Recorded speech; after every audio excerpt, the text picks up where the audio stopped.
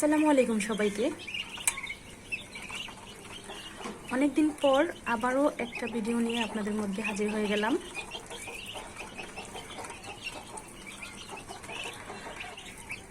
আজকে হচ্ছে আমার দ্বিতীয় ব্যাচের যেই চীনা হাঁসের বাচ্চাগুলো ফুটেছিল ওই বাচ্চাগুলোকে দিয়েই ভিডিও শুরু করলাম।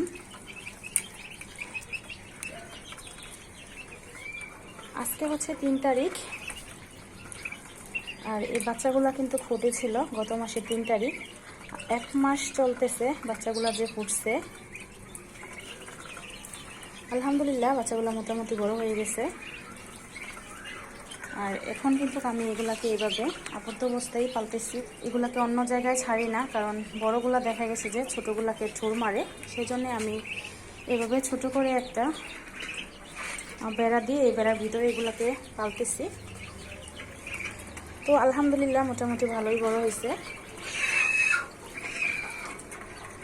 আমার প্রথম বেচের যেই বাচ্চাগুলো ছিল চীনা হাঁসের, ওই বাচ্চাগুলা 1 মাসে আরও বড় হয়ে গেছিলো। এই বাচ্চাগুলা একটু ছোট রয়ে গেছে, তার কারণটা আমি আপনাদেরকে বলি। আমার প্রথম বেচে যে বাচ্চাগুলা, ওই বাচ্চাগুলা ফুটেছিল জানুয়ারি মাসের 14 তারিখ। তখন কিন্তু মোটামুটি ভালোই শীত ছিল।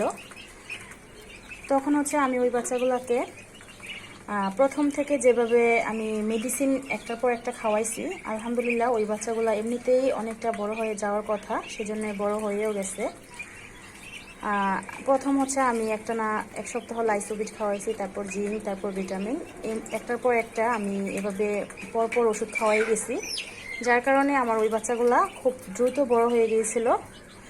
আর এখন এই বাচ্চাগুলাকে আমি শুধুই মাত্র কন্টিনিউ লাইসোবিট খাওয়াই।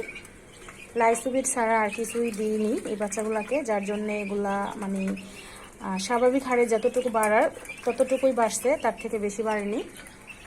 তারপর আলহামদুলিল্লাহ মোটামুটি ভালোই বড় হয়েছে। কারণ এই গরমে আমার মনে হয়েছে যে মানে এগুলাকে যদি আমি ভিটামিন, জিঙ্ক, ওষুধ খাওয়াই, এগুলো দ্রুত বড় হয়ে যাবে। আর দ্রুত বড় হওয়ার কারণে পরবর্তীতে যদি আবার কোনো অতিরিক্ত গরমের কারণে কোনো সমস্যা হয়, সেজন্যে আমি জিঙ্ক এবং ভিটামিন এখন পর্যন্ত দেই নাই। তো যদি একটু ঠান্ডা পড়ে, বৃষ্টি আসে, তারপর হচ্ছে আমি এগুলাকে ভিটামিন দেব।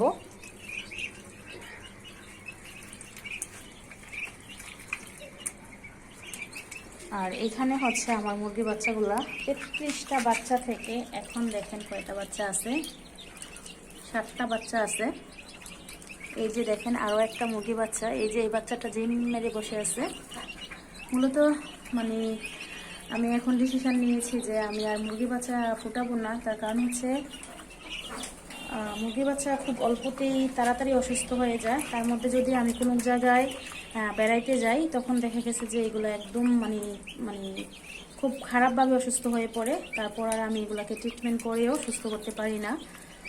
সেজন্য এখন আমি বর্তমানে চিন্তা ভাবনা করছি, বর্তমানে আমি যেহেতু আমি একা, বাসায় কেউ থাকে না, তো আমি কোনো জায়গায় গেলে যেহেতু এগুলোর অনেক বড় একটা ক্ষতি হয়ে যায়, সেজন্য আর মুরগি বাচ্চা এখন ফোটাবো না। যেগুলো আছে যা টিকে আর কি।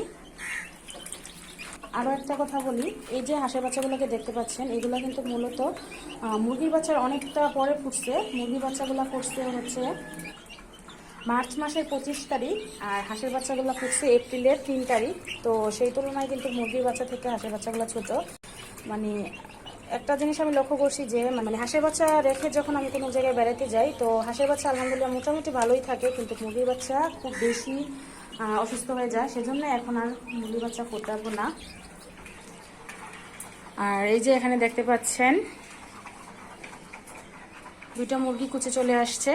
মুরগির ডিম পাড়া মোটামুটি শেষ, কিন্তু হাঁস এখন পর্যন্ত ডিম পাড়তেছে। তো আমার উদ্দেশ্য হচ্ছে হাঁসের যে ডিমগুলা, ওইগুলা যদি পাড়া একদম শেষ হয়, তখন মুরগি দিয়ে হাঁসের ডিমগুলা বসাই দেব।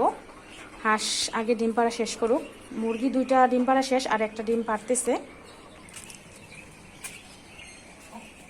আর এই তো হাঁসগুলা। বর্তমানে গরমের যা অবস্থা, আপনারা হাঁস এবং মুরগিকে অবশ্যই লাইসোবিট খাওয়াবেন। আর চেষ্টা করবেন দৈনিক 4 থেকে 5 বার পানি চেঞ্জ করে দেওয়ার। আমি সকাল 6টার দিকে একবার পানি দিই, তারপর আবার 10টার দিকে দিই, তারপর আবার 2টার দিকে দিই, তারপর এই যে এখন সন্ধ্যা 6টার দিকে আবার এই যে এইমাত্র পানি দিলাম। তো ঠান্ডা পানিটা একটু দেওয়ার চেষ্টা করবেন। প্রচুর পরিমাণে গরম পড়ছে, হাঁস মুরগিগুলা মানে গরমে মানুষই টিকতে পারতেছে না, মানুষই গরম সহ্য করতে পারতেছে না, আর এগুলো তো বোবা পাখি।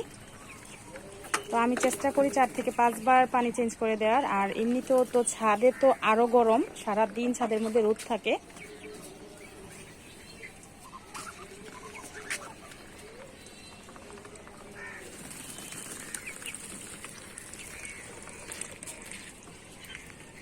তো এই ছিল আমার আজকের ভিডিও। আজকের মতো এখানে আপনাদের কাছ থেকে বিদায় নিয়েছি। আপনারা সবাই ভালো থাকবেন, সুস্থ থাকবেন। আল্লাহ সবাইকে ভালো রাখুক, সুস্থ রাখুক। আসসালামু আলাইকুম, আল্লাহ হাফিজ।